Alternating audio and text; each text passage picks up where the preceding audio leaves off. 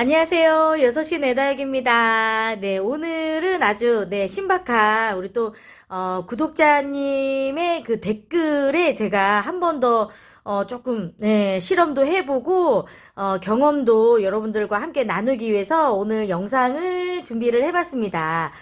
천연 살충 살균제 쓰실 때 여러분, 계피 사용 정말 이제 많이 하시잖아요. 이제 계피 가루는 물에 타서 희석을 해가지고, 물주기 하실 때 물로도 주시고, 물에다가 많이 타서 이거를 이제 저면관수 하시는 분들도 계시고, 혹은 이제 가루 자체를 배양토에 넣어가지고 함께 분갈이를 해주시는 분들도 많으시죠. 뭐 이제 계피를 써서 좋은 후기들은 뭐 너무 많기 때문에 많은 분들이 이제 집에서 계피가루 이용을 해서 깍지벌레도 예방하고 곰팡이균도 예방하고 다육이를 좀 윤기가 흐르게 건강하게 만드는 천연 살충제이자 살균제이자 또 영양제가 되는 계피가 아닐까 생각이 드는데요. 저도 얼마 전에 이 계피에 대한 이야기를 여러분들에게 이야기 나눴을 때 구독자 한 분께서 이런 얘기를 하시더라고요. 저는 계피 그 껍질을 화분에다가 꽂아만 놔줬는데 이 화분 안에 있는 깍지벌레가 밖으로 나오더래요. 아무래도 이제 그 계피가 주는 그 냄새 있잖아요. 이 냄새의 영향이 좀 클 것 같습니다.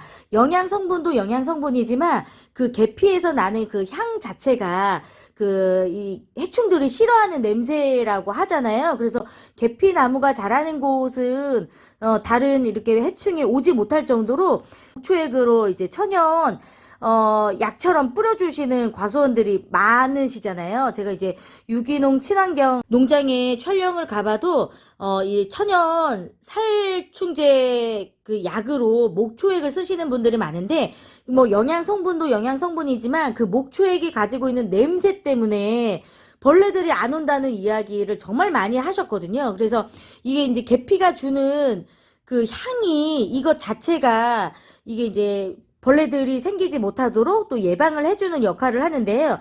제가 요 지금 화분에다가 계피 이렇게 꽂아 놓았어요. 아침에 문 열고 들어오잖아요. 그러면 이게 냄새가 나요. 계피 향이. 예. 이 정도로 가지고 있는 그 향이 좀 진하다 보니까 혹시라도 화분 안에 생겨 있을 깍지벌레가 있다면 요렇게 계피를 그냥 화분 안에다가 꽂아두거나 흙 속에 놓아두는 것만으로도 깍지벌레가 밖으로 나온다고 하니 그것도 너무 신기하더라고요. 그래서 저는 그 생각을 해봤습니다. 나중에 배양토 저기 쓸 때, 계피 조각을 한 조각씩 넣어서, 이게 배양토 만들어도 괜찮겠다. 왜냐면 이제 가루를 사용하기에는 어느 정도의 양이 좀 들어가야 좋은지 이제 데이터가 좀 필요한데, 이렇게 계피 조각을 하나씩 이제 넣어주는 것만으로도, 도움이 좀 되겠다는 생각이 들었습니다. 그래서 계피 가루를 이용하는 거, 혹은 이렇게, 껍질 자체를 화분 안에다가 끼워 놓는 거. 지금 이제 영상을 조금 늦게 보시는 분들이라면 저도 마찬가지고 화분 안에 계피가루를 넣어서 저도 이제 분갈이를 해주지는 않았기 때문에 지금 겨울철에 혹시라도 생겨 있을 깍지벌레를 예방하기 위해서라도 혹시라도 집에 남아있는 계피 껍질이 있다면 꽂아두시는 방법도 너무 좋을 것 같아요. 왜냐면 이걸 또 이제 물에 희석을 해가지고 주려면 물 주는 시기가 아닌데 괜히 물을 줘서 겨울철에 다육이가 부담을 느끼게 할 필요는 없잖아요. 이게 이제 봄과 가을에는 계피물을 뭐 저면관수로 해줘도 될 정도로 뭐 물의 흡수량이랄지 물이 이제 건조되는 시기랄지 이런 것들이 괜찮은데 겨울에는 이제 살충살균을 하고 싶어도 이게 결국 물이 되잖아요. 이제 물을 많이 주면은 안 되니까 이게 살충살균은 해야 되겠는데 물을 줄 수는 없고 어떻게 해야 되나 고민이 되는 분들이 계실 텐데 이럴 때 이렇게 사용을 해보시는 것도 괜찮은 방법이 될 것 같아요. 겨울에 이렇게 꽂아 놓으시고 이제 봄이 돼서 밖으로 나갈 때 그대로 뭐 꽂아 두시는 것도 괜찮지만 다시 재활용을 할 수가 있는 거잖아요. 이 계피 껍질을 또 물에다가 끓여서 그 물로 다시 이제 뭐 물주기를 해주셔도 되는 거고, 그리고 이제 계피 그 나무가요. 향이 굉장히 진하잖아요. 한번 물에 넣고 끓여도 그 남아있는 계피 껍질도 냄새가 남아있어요. 그래서 정말 여러 번 사용하셔도 굉장히 좋습니다. 계피 가루는 이게 물에 녹아지는 게 아니기 때문에 오히려 이게 물주기 할 때 다육이 이렇게 얼굴에 묻으면 이렇게 좀 남아있는 경우들이 있거든요. 상면에서 물을 주시면. 그런데 이 계피 껍질을 아예 물에 끓여서 사용을 하시면 이게 이제 그냥 녹아지는 물이기 때문에 훨씬 더 물주기에 편한 건 있습니다. 그렇지만 이렇게 쓰셔도 되고 저렇게 쓰셔도 되고 방법은 여러분들이 사용하기 편한 방법을 선택을 하셔서 하시면 되는 거니까 참고하셔서 이렇게 해보시는 것도 좋을 것 같아요.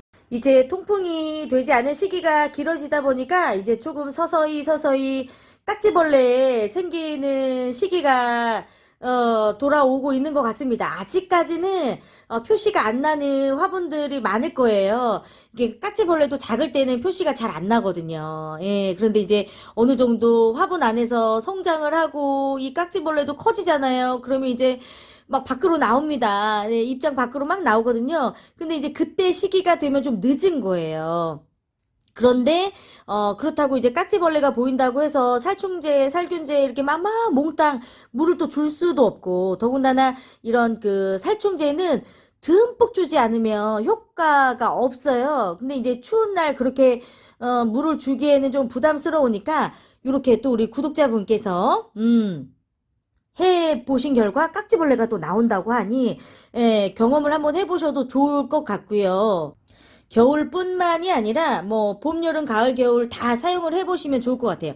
계피를 꽂아 놓으면 봄과 가을에는 이제 더 좋은 게 나비 피해가 좀 많잖아요. 아무래도 이렇게 좀 계피가 이렇게 꽂아 있어서 냄새가 진하게 나면 나비들도 이렇게 앉으려고 하다가 조금 가는 그런 거는 있더라고요. 네. 그래서 부전나비 피해 입으시는 분들도 계피 껍질 이런 거 잘 저렴한 거 사 놓으셨다가 밖에서 노숙할 때 네, 사용을 해보셔도 좋은 효과가 있지 않을까 생각이 듭니다.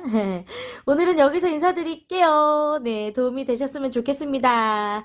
좋은 꿀팁 남겨주신 우리 또 구독자님 감사드립니다. 여기서 인사드릴게요. 고맙습니다.